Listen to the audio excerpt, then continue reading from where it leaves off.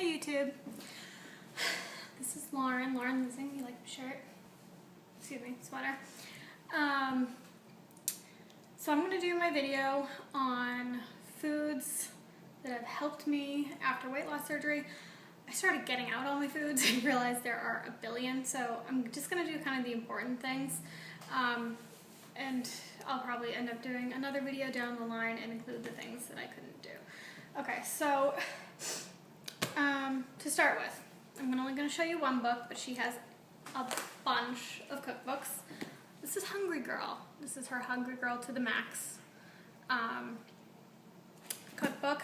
There are 650 recipes in here. She has a 200 under 200. She has a 300 under 300. She has a cocktail and appetizer book. She has a desserts 200 under 200. She has a bunch. They're awesome. They are extremely lightened up versions of foods that you love. I especially like her slow cooker section because I use my slow cooker a lot.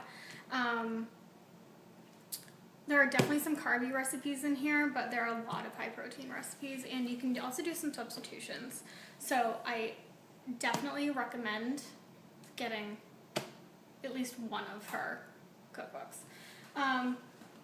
Alright, to start with, I'm going to do things that you keep your food in.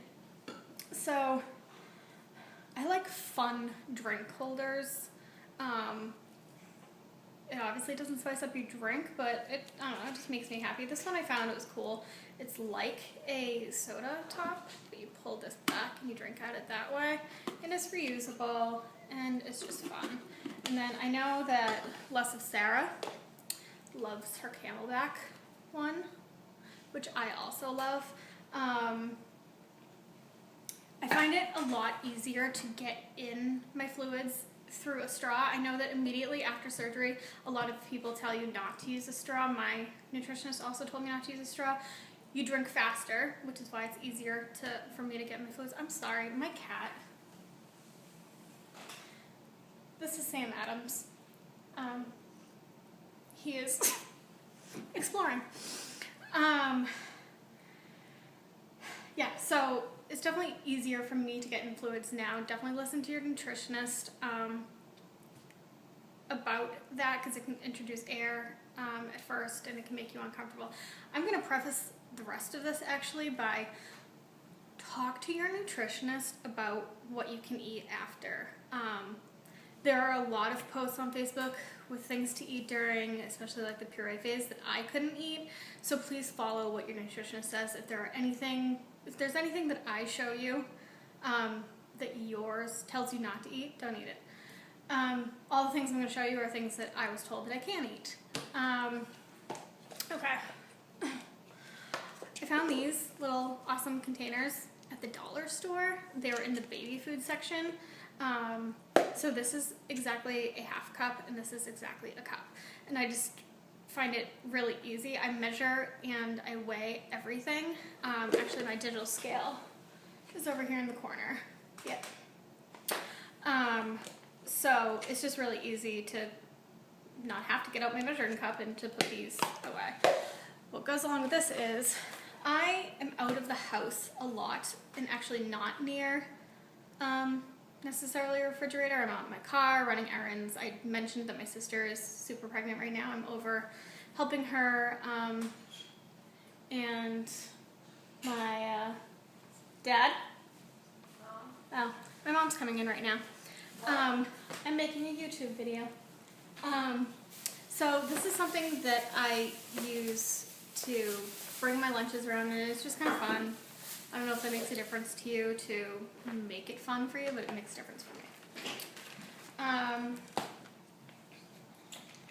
Okay, one thing that I do not follow, well, I talked to my nutritionist about it, and she said it's fine because I'm getting my regular fluids in. As long as we get in our 48 to 60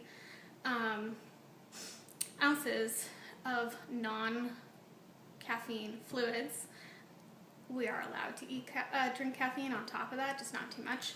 I'm been thinking about making my own caffeine-free iced tea, but I just haven't done it yet. So I love my Arizona lemon diet iced tea. No calories. You just have to, like, if you're watching your sodium, it only has 10 milligrams of sodium per cup, so I still track everything I eat, even if it doesn't have calories, because it can have other stuff in it. All right, this next section is going to be ways that you can flavor your food for little to 0 calories. You don't want to eat bland food because then it's just going to feel like a diet all over again, and that just doesn't make you happy. I, for one, love lemon, so instead of cooking with oils, I cook with lemon juice.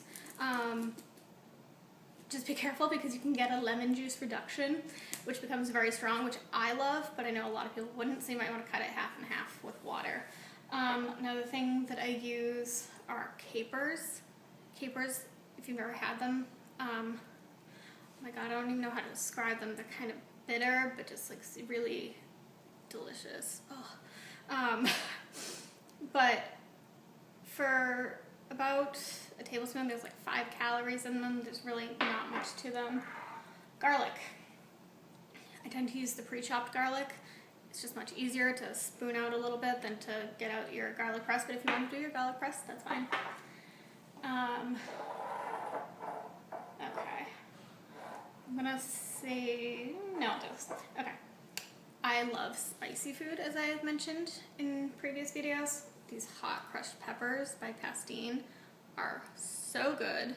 For 1 tablespoon, 0 calories. It's a good amount of sodium though. It's 280 milligrams of sodium. So if you're watching your sodium, you probably don't want to use this, or use a teaspoon. I mean, it definitely goes a long way. Use a teaspoon once a day.